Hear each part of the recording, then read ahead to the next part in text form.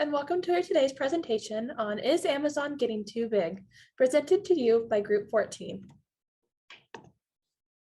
To start off, we'll dive into Amazon.com Incorporated, showing that they were established in Bellevue, Washington in 1994, but now they are one of the most dominant publicly traded firms in the world.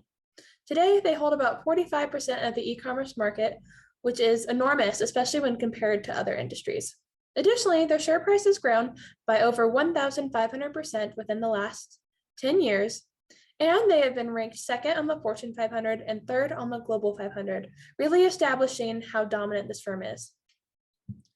For the background of this project, we will understand how Amazon utilizes information systems to gain a competitive advantage, how Amazon has achieved its monopoly status, and how this impacts competitors, small businesses, and other external factors. We hypothesize that Amazon has become an overly powerful player in the market. So as we know, as Amazon continues expanding their company and business, there are definitely some cons to this situation. For example, Amazon could help changing the way people shop. Since it is more convenient for customers to shop online than driving to a certain shopping place such as the mall or other in-store retailer. So making our life more convenient could be the first advantage when Amazon is getting bigger and bigger. Secondly, as a result, it could also help reduce the rate of spreading the pandemic, which is the COVID. Since the COVID will continuous expanding, even though people are wearing masks. Hence, less people are going to the same place at the same time, which will definitely reduce the pandemic. Finally, less people go out to shop means less transportation will be utilized, which will help protect the environment. For example, many experts has indicated that protecting the environment is one of the most important things that everyone who lives in this world should be considered seriously. And the automobile exhaust will lead to serious pollution to the air we breathe every single day. Conversely, it is obvious that there are also some cons as Amazon getting bigger and bigger.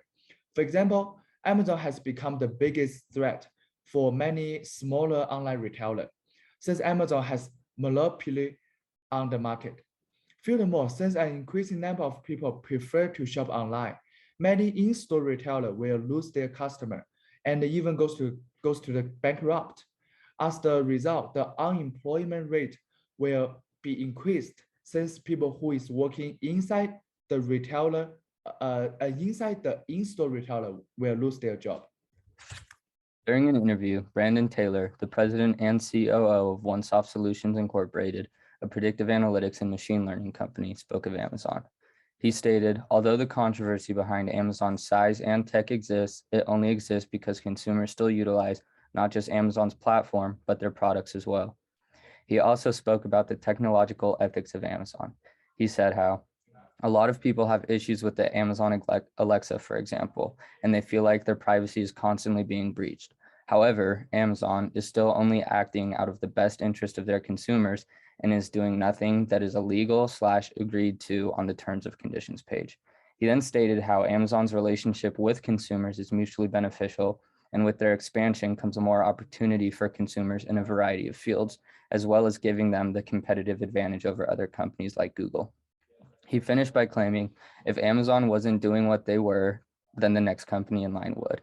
Their rapid expansion and large technical advancements are in place because if they wouldn't, then someone else would. Now, to relate our topic to material from class, we look at how Amazon's use of information systems relates to different chapters from class. The first chapter we related our topic to was chapter 2. According to Porter's 4 competitive strategies, Amazon is an industry-wide cost leader, which means it boasts some of the lowest operational costs in the e-commerce industry. Amazon's status as an industry-wide cost leader has helped the company evolve into a monopoly through effective utilization and alignment of information systems. IS can provide competitive advantages through product or process implementations. Amazon specifically focuses on strong process implementations in 2 ways. The company locks in customers and establishes alliances. The company has developed a space on its platform where third-party sellers can list their items. This creates a two-sided network effect. The more sellers there are, the more buyers there will be, and vice versa. The strategy is locking in customers because of its large, varied product selection and low price guarantee. The second process implementation Amazon focuses on is establishing alliances. The company establishes alliances with these third-party sellers to reduce competition. Another connection we made to course material was Amazon's use of the cloud in its operations. So what is the cloud?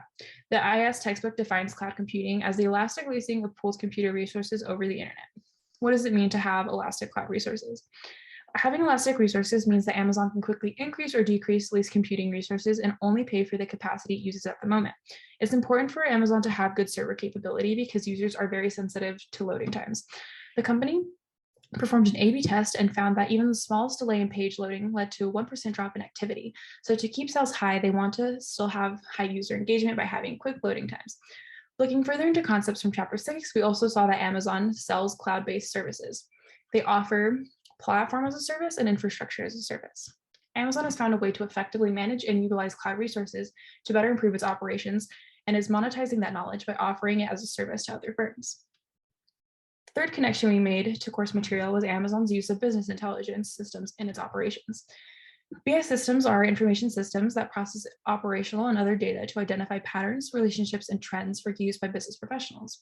A BI system draws upon applications has applications that draw upon operational databases such as social data, purchase data, or employee knowledge. These applications are used to analyze data. Amazon typically draws upon operational databases and social data in its BI systems to analyze data that will assist in the prediction and identification of customer purchasing patterns. A common data analysis method that Amazon utilizes is the basket analysis method. This method allows the company to observe which items are typically purchased together and subsequently recommend those same bundles to other customers. As we can see, Amazon uses information systems to effectively carry out its customer-oriented cost leadership strategy. Next, we'll look at the implications of what happens when Amazon becomes too big of a corporation. To look at this, it is important to establish that Amazon is ranked second on the Fortune 500, and about 90% of companies on the Fortune 500 experience a stall in growth and revenues. About 50% of those companies never fully recover, meaning that they never see the same rates of growth that they had prior to the stall. Stalling could lead to a price increase if Amazon finds it necessary to increase profit margins, which would hurt their customer base as many people shop at Amazon for their low prices. Additionally, it is important to look at Amazon's stakeholders. And to start off, we'll look at their shareholders, primarily Jeff Bezos, who owns about 12% of the shares for a total of around $190 billion. We'll look at investment banks and individuals. Investment banks hold mostly 401ks and pension plans, and say Amazon's share price goes down, it would cause the value of those 401ks, pension plans, whatever those funds look like, to decrease, which would hurt individuals, as well as if the individuals had invested through a broker themselves, that would still cause a loss of profit. And if you look over the past year, you can see that the S&P 500 has had a not only positive return, but a greater return overall. So if you had invested in the last year, it would have been more profitable to just have invested in the S&P 500 rather than in Amazon. Additionally, another stakeholder of Amazon are the customers. And they, like I said earlier, are largely driven by the prices that Amazon offers. And if you can see by the graph on the left, you can see that lower prices are one of the main things that customers go for. So changes that would drive prices for customers are changes in profit margins. It could be issues with suppliers. It could be mandated wages. So if the minimum wage would go up, that would likely also reflect on Amazon's prices. The availability of labor, not only the unemployment rate, but also the availability of the skilled labor that Amazon might need. As I explained before, as Amazon getting bigger and bigger, which will result in the increase of unemployment rate. And many people who do not working in the technology industry will finally lose their jobs.